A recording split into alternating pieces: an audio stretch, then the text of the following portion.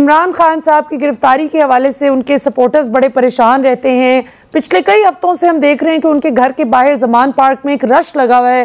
Traffic भी obviously बड़ी disturb होती है, लोग अपनी गाड़ियां पार्क करके बस जमान पार्क को घेर लेते हैं कि किसी तरह खान साहब गिरफ्तार ना हो जाएं। तो आप चूंकि उनके वकील भी हैं, ज़रा हमें क्विकली अगर आप बता सकें कि अब उनका क्या स्टेटस है उनके केसेस का और किस हद तक वो ख़तरे में हैं गिरफ्तारी के एतबार से।